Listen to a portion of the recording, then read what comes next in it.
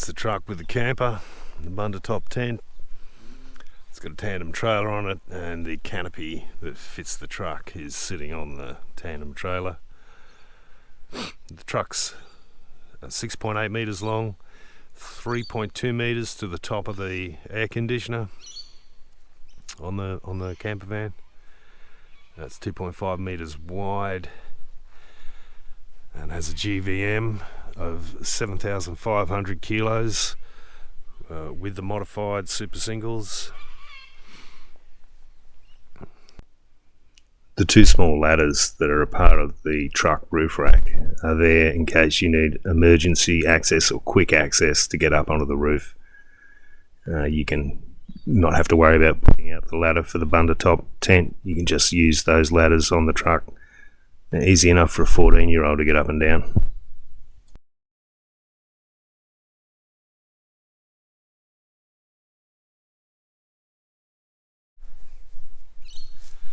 So this is a video of the slide-on camper on the back of the truck. It's an electric pop-top Palomino 1251 backpack edition. I've had to build a steel frame underneath the camper to get clearance above the bar across the top of the tray. It's a 280mm high steel frame, and that is incorporated now onto the camper, permanently welded to the camper. And that storage cabinet at the front there is now part of it. So that steel frame is a brace steel frame.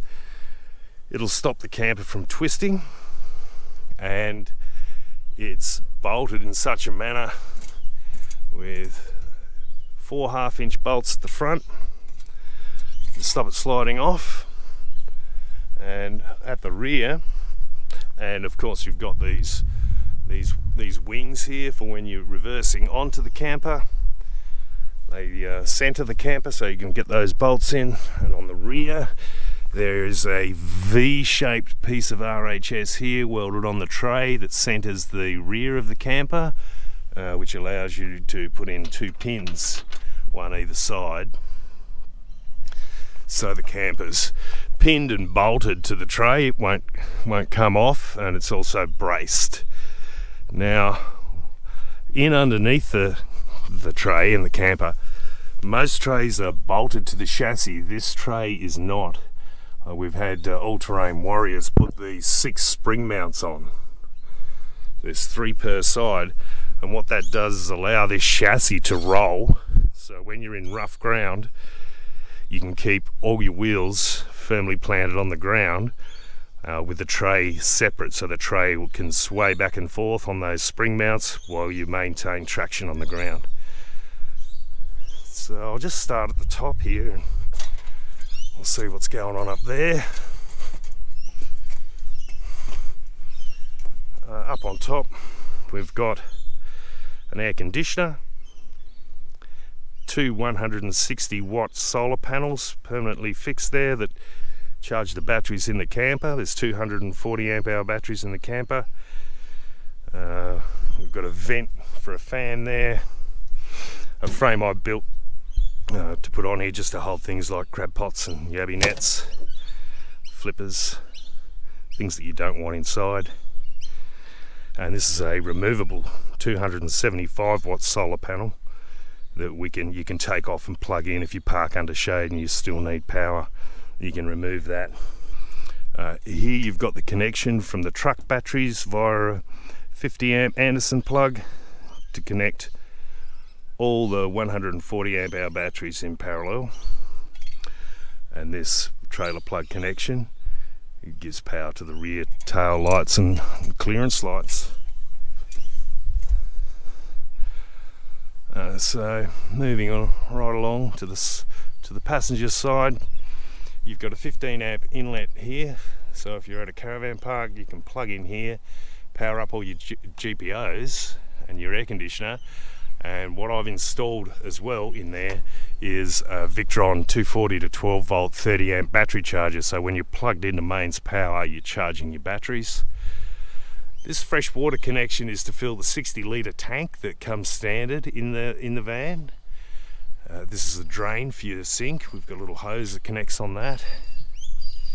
This is your outside shower, hot and cold water shower. This is a city water connection. If you wanted to connect straight into, if you put a hose on there to plug straight into mains water, you can. This is the vent for your gas hot water. It's a 22 litre hot water tank there that's run by gas, takes about 12 minutes to heat up. And if you're not using it and you're in a cold temperature, cold climate, then you want to drain it so it doesn't freeze. This is an American style solar charger. I don't use it. These vents are for the 3-way fridge, 240, 12 and gas fridge. They're pretty much useless in a hot climate. They use heaps of power and heaps of gas and really don't get cold in a hot climate. So I'll be changing that to a compressor style fridge, which will be much more effective than the 3-way fridge. Under here you've got the standard storage, and the storage also goes inside the van, so you can access that storage from inside the van. Up here I've got a 30 litre jerry can. They're a bit of a strange style, very strong, and I like the mounting. They're locked on with these mounts that unscrew. A couple of drawbacks with them. When you buy them, each lock comes with its own separate key, so I've had to have them key to like. So instead of 4 keys, I've only got one. And the endless thread that screws in there is stainless steel, and the nut that it screws into is stainless steel. So I put plenty of never sees on that stainless steel thread, otherwise it'll pick up and you'll never get it off. Here under here, this is our steel frame that we've built. I've got a sweet shower floor made by Drifter that goes down there, so you don't have to get your feet muddy or sandy when you're using the outside shower. In under here, I'm just storing a bit of fishing gear. You can put in there whatever you want. In behind this panel is where there's 4 water tanks. So there's 4 85 litre water tanks that run up the centre of the camper, and they sit 8 mil off the truck tray floor, and they hold 340 litres in total. And there's a pump that pumps from there up into the 60 litre tank in the camper. Moving around to the rear, you've got the electric legs that stay on here. They're really good if you're on uneven ground and you need to get the van level. It's handy having those kookaburras in the background. You can level up using those electric legs, or even level up using the airbags on the truck. Right around here on the back, we've got 4 Max Tracks mounted up there next to another 30 litre fuel tank. Here you've got the outlet for your toilet and shower, internal toilet and shower. On this side you've got more access into your storage. I've got a rubbish bag there. I bought the rubbish bag from Drifter as well. I like it because it's got a Velcro top, so it doesn't come apart when you're driving along. Here we've got an amber outside area light.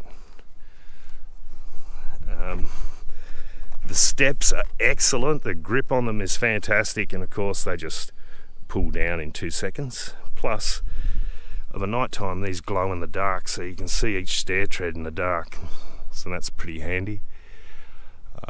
Being American built, this camper is really well insulated, polystyrene insulation.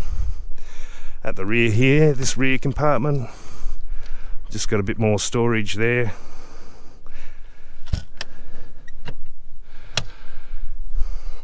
The rear tail lights on the camper. Electric leg. Moving round here to the driver's side, we've got 2 awnings here, one here and one up there. Another compartment that I'll show you in a minute, more standard storage in here. Up here you've got propane gas bottle storage, and that gas bottle feeds the hot water inside the van, and the stove and the fridge. And here we've got more storage and a gas bottle that feeds a barbecue in there. Under here we've got a 35 litre angle fridge freezer. It's got five positions on it, and anything above 2 will freeze. I think it goes to -8 actually, and it's a really efficient little compressor fridge. In here we've got a slide out drawer for food or whatever you want to put in there. It also has a little cutting board slide out on it too. In under here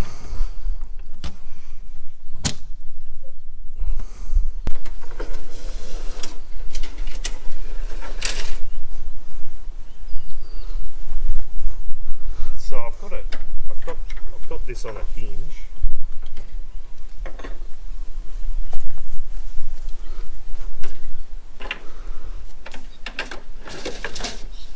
That drops down like that to bring it.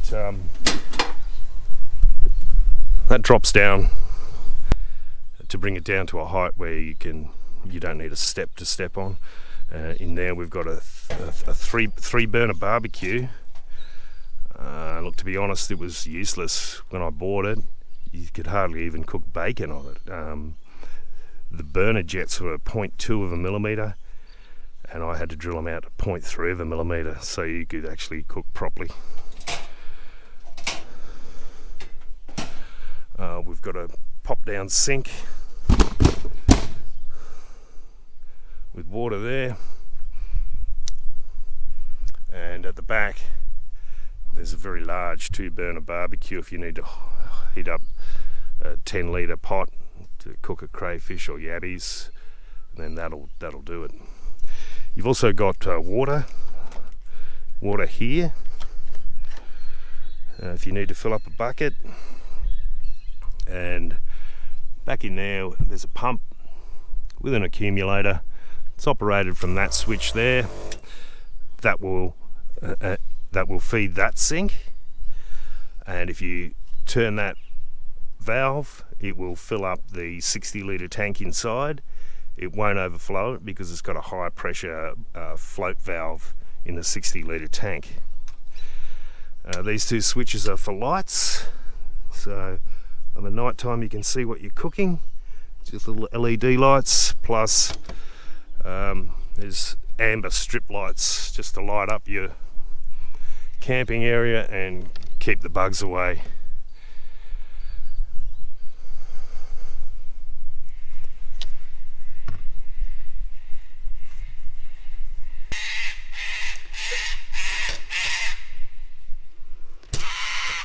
So at the front of the camper we've got this large storage door, and we've also got the legs, which are currently pinned in, that slide out 220 mil to put your electric leg on when you want to take the camper off. So in behind this large storage door, this is where we hang the ladder for the Bundertop tent, rooftop tent. That's a standard Bundertop ladder that comes with the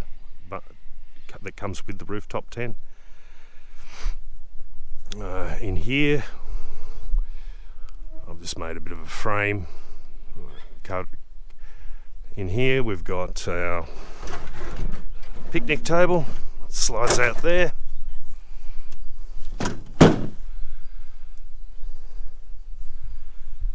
Back in here we've got a 50 amp Anderson plug here for mobile solar panel, and 240 volt outlet there.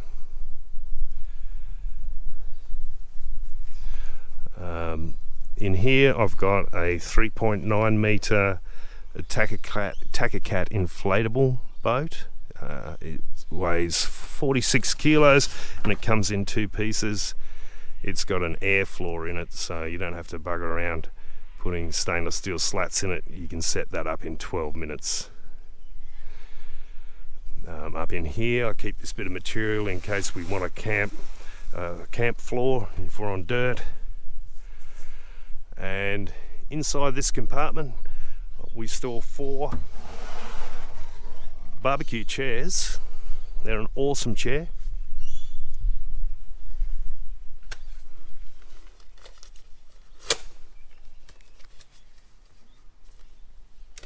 The thing I like about these chairs is not only do they fold up and store away really easily, but you can actually sit up straight in these. So if you want to sit at the table and eat your dinner or use a laptop computer, you can actually sit up straight in them. They're a really comfortable, well thought out chair. And they're made by Front Runner. They're one of the best camping chairs I've seen. And that little compartment up there stores 4 of them. If I need to access anything further back,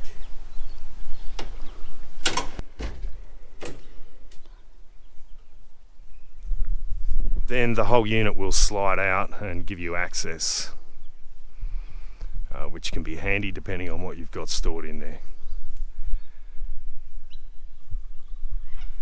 Up the top, you've actually got provision for a gantry crane there.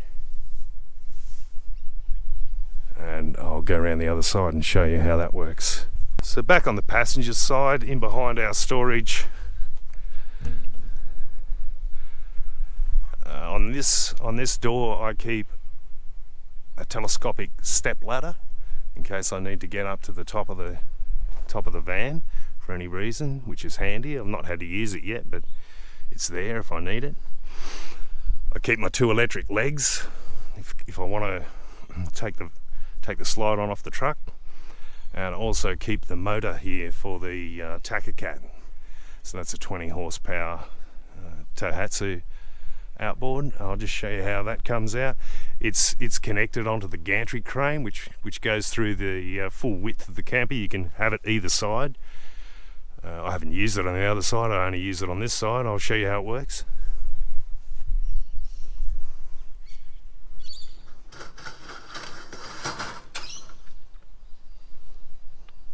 So it slides out like that.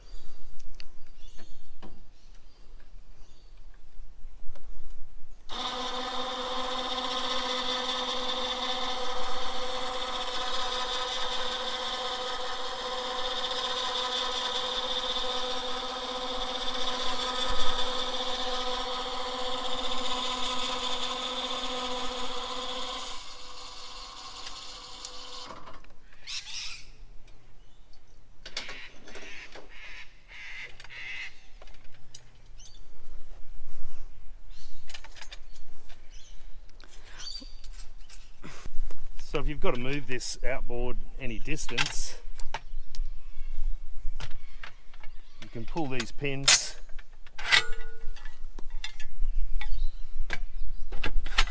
turn that frame around and push it to wherever you need to go to.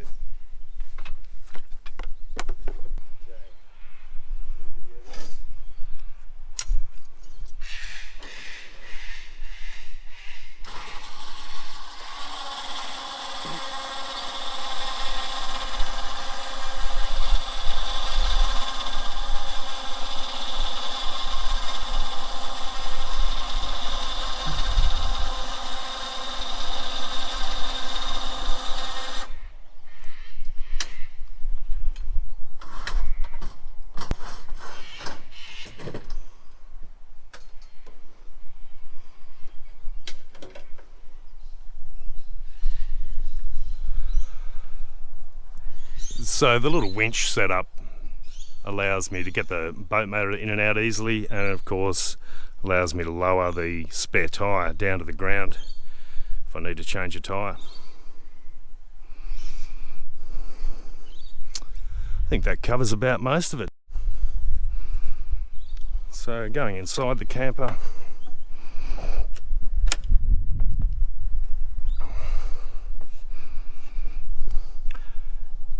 these switches that raise your roof up.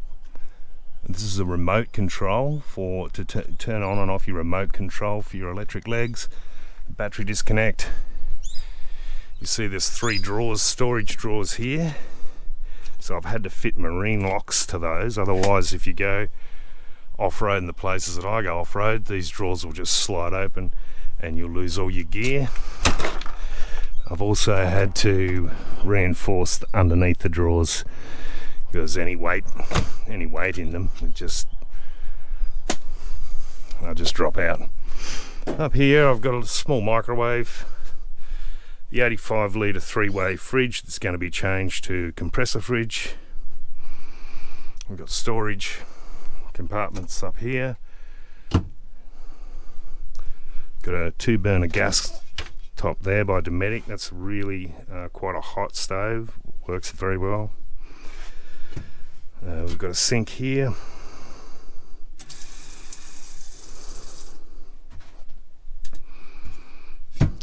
This is the switch to turn your water on and off. Got a little charging center here for USBs and socket type plug-ins. Got a little coffee machine, little pod coffee machine there. You got 240 volt here. I've had one installed in here. There's one here. I've got a double bed, a queen size bed I should say. It came standard with a 4-inch memory foam mattress, but after 3 or 4 days of sleeping on that, nearly crippled, so we put this mattress in here. Up here we've got a vent and a 3-speed fan. That's good for if it's a hot night, but if you're cooking inside, which we've only ever done once, you'll need to keep that back door open and have that fan turned on, otherwise the carbon monoxide detector, which is here down the bottom, this is your switchboard there, and this carbon monoxide detector will go off if you're cooking inside without any ventilation.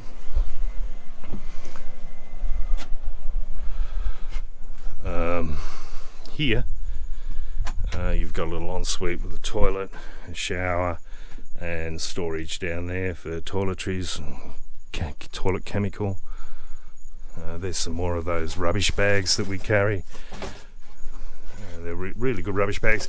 You can take them on the beach and pick up rubbish, and they've got handles and zippers on them. You've got more storage over here and another Victron MPPT charger. So that's taking the power that's being generated on the 260 watt solar panels on the roof and charging the 2 house batteries that are under this cushion. The thing I like about these Victron is that you can get an app and connect it to your phone, and you can be driving along and checking what your batteries and solar panels are doing simply by a Bluetooth connection. In under here you've got your standard 60 litre water tank, 240 amp hour batteries, another Victron MPPT solar charger, that's for the mobile solar panel. You've got the box for the controls of the camper roof. You've got the box that controls electric legs, and down in there you've got your gas detector. Up here you can see what I've done is put a 3-way switch here, so when it's on 1, that's for mains. When you're plugged in to the outside, you are now powering up all your outlets, plus you're charging your batteries from a Victron controller that's in behind that drawer. On 0 everything's isolated. On position 2 you're connected to the inverter. The inverter's in behind here, so I've got a bit of storage up there, and here there's 8,000 watt start, 4,000 watt continuous inverter, which is turned on with this button. So when you turn that on, it'll tell you how many watts you're drawing and how many volts you've got. So it's telling us we've got 12.6 volts and we're drawing 230 watts, because as soon as you turn it on, that's powering up your CO monitor. So when you're in inverter mode, you've still got all your 240 volt outlets powered up, plus you've got an air conditioner. So that inverter being 4,000 watt continuous, that will easily run that that air conditioner, which only pulls 1,050 watts max. So it used to have a table mounted there, and the table would squat down and you put another mattress on it for a child to sleep, but it's really only for a small child, and we didn't want it, so we got rid of the table just to give us a bit more space for getting changed. And yeah, we didn't need a table in here.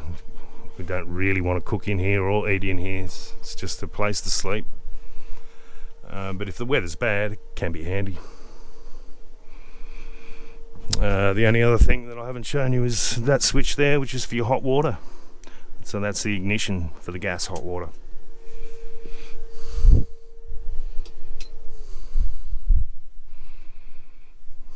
Over and out.